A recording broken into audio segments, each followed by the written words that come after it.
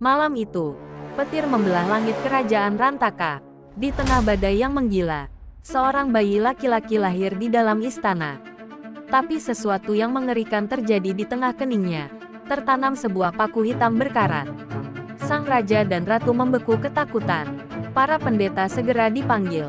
Seorang pertapa tua menatap bayi itu dengan ngeri sebelum berbisik, "Jangan pernah mencabut paku itu. Jika tidak, kerajaan ini akan tenggelam dalam darah."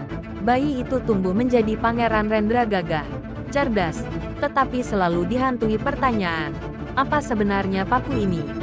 Suatu malam, seorang wanita misterius bernama Lira muncul di istana. Ia mengaku tahu asal-usul paku itu. "Pangeran," bisiknya, "itu bukan kutukan, itu penjara. Sesuatu yang lebih mengerikan terkunci di dalam dirimu." Kata-katanya bagaikan racun. Malam demi malam, Rendra tak bisa tidur. Rasa penasaran perlahan berubah menjadi obsesi. Hingga akhirnya, pada malam bulan merah, ia berdiri di depan cermin dan menarik paku itu dengan tangan gemetar. Saat paku itu tercabut, sesuatu yang mengerikan terjadi. Darah menyembur dari keningnya. Tetapi bukan darah biasa. Warna hitam pekat, berbau busuk. Tubuhnya seketika menggigil. Otot-ototnya berkontraksi. Dan rasa sakit luar biasa merambat ke setiap sarafnya. Lalu, cermin di depannya berubah. Bukan lagi bayangan dirinya, tetapi sesosok makhluk dengan mata merah menyala, kulit hitam kelam, dan taring tajam. Seketika, suara jeritan memenuhi istana. Dari dalam tubuh Rendra, asap hitam menyembur, membentuk sosok iblis yang sudah lama terkurung. Prajurit berhamburan masuk, tapi dalam sekejap, mereka melayang ke udara. Leher mereka terpelintir dengan suara krek.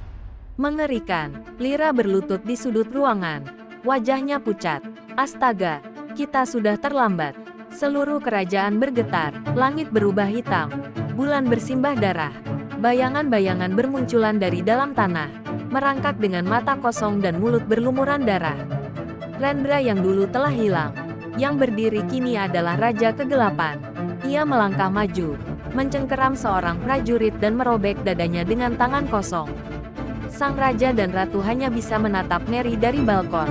Tubuh mereka membeku ketakutan. "Ayah, ibu," suara iblis itu bergema. "Aku telah kembali." Di tengah kehancuran, Lira melihatnya. Paku itu masih tergeletak di lantai, bersinar redup. Dengan nekat, ia meraih paku itu dan berlari ke arah Rendra yang telah menjadi iblis. Makhluk itu menoleh, menyeringai, mau mencoba menyelamatkannya. Seketika, tangan bayangan mencengkeram leher Lira, mengangkatnya ke udara. Napasnya tercekat, matanya berkunang-kunang. Namun, dengan sisa tenaga, ia melempar paku itu ke arah kepala Rendra.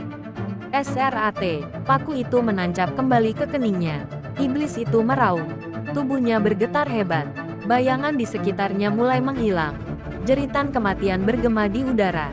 Rendra jatuh tersungkur, tubuhnya menggigil. Darah hitam mengalir dari matanya sebelum akhirnya ia terdiam. Ketika Rendra bangun, ia kembali menjadi dirinya, tetapi sesuatu dalam dirinya telah berubah. Ia kini tahu apa yang ada di dalamnya. Ia bukan lagi hanya seorang pangeran.